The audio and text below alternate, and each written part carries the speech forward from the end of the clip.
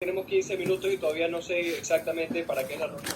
Pero ¿qué es lo que necesita el Ministerio de Turismo? Arquitecto, perdón que le interrumpo, de lo que usted me ha comentado en estos 20 minutos de reunión, no hay nada que pueda hacer el Ministerio de Turismo dentro de su competencia tampoco, a pesar de que tenga presupuesto. Faltan 4 minutos para terminar la reunión. Eso no es competencia del Ministerio de Turismo, no es competencia del Ministerio de Turismo. No hay competencia del Ministerio de Turismo para poder comprometer. Arquitecto, son 5 de la tarde, ya sabe cuál es mi posición al respecto. No puedo comprometerme a un dinero que no tenemos como ministerio y que sale de nuestras competencias. Ha pasado casi 30 minutos, le agradezco por su tiempo.